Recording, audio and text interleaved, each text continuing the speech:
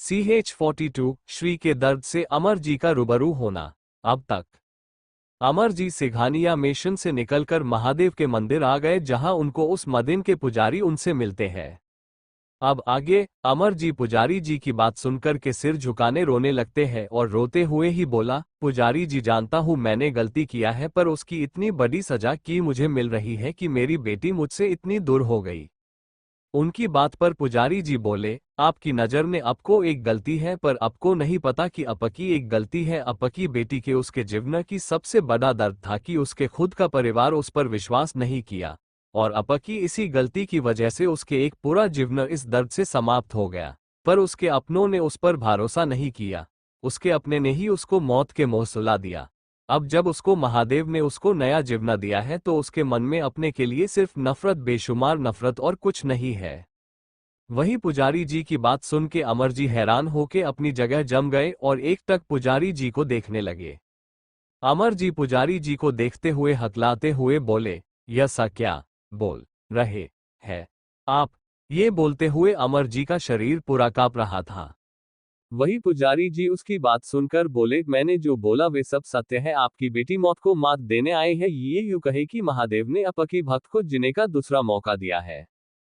तो वही अमर जी के पैरों तले जमीन खिसक गई और वे लटका गए।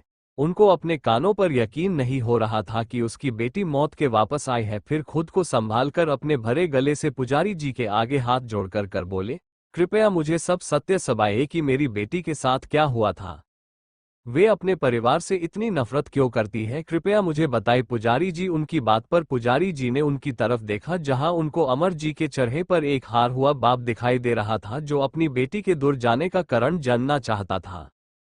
तो पुजारी ने भी हाँ कह दिया और अमर जी को अपने पीछे आने का बोल दिया, और मंदिर के आगे पर एक छोटा सा कुटिया बना था। पुजारी अमर जी को लेके उस कुटिया में आ गए। तो मैं आप सबको बता दूं कि जिस महादेव की मंदिर में अमर जी आए थे, ये मंदिर बहुत ही प्राचीन मंदिर है और यहाँ के पुजारी जी भी बहुत ज्ञानी है। पुजारी जी अमर जी को देख के बोले, आपको यहाँ पर इस चटाई पर लेटना है। तो अमर जी भी पुजारी जी के बात मान के उस चटाई पर लेट जाते हैं। तो पुजारी उनका दाहिना हाथ लेके और अपने बाएं हाथ में लेके उस पर महादेव का अभिमंत्रित कलावा बाते हैं। फिर वे आपने आसन पर बैठ जाते हैं और अपना के हाथ अमर जी के सिर पर रखते हैं और अमर जी से बोले, आपको आपकी बेटी के दर्द से रूबरू कराने जा रहा हूं, पर ध्यान रहे आप उसको अपनी आंखों से सब देख सकते, पर आप कुछ कर नहीं पाएंगे, नहीं आप उसको रोक पाएंगे।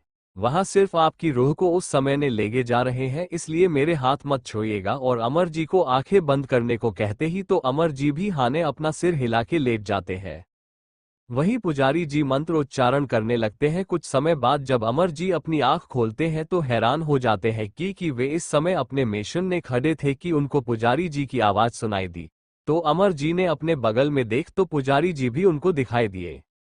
पुजारी जी, आज का दिन आपको याद है कि आज के दिन क्या हुआ था? तो अमर जी पुजारी जी के बात पर मिशन को देखने लगे और याद करने लगे कि आज के दिन क्या हुआ था। तो उनको याद अपने लगा कि वे आज की ही दिन था जब निशा घर आई थी।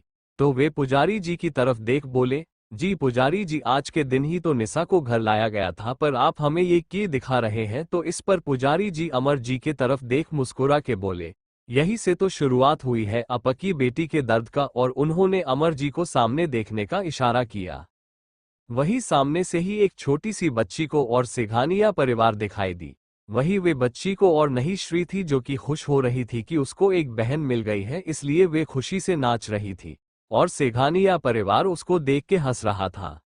वही अमर जी ने जब अपनी बेटी को खुद के सामने देखा तो उसको छूने के लिए आगे लिए कि पुजारी जी रोकते हुए बोले, मैंने पहले ही बोला है कि सिर्फ आप देख सकते हैं और कुछ नहीं कर सकते हैं। उनकी बात पर अमर जी के कदम रुक गए। वे अपनी आंसू-भरी आंखों से श्री को देख रहे थे।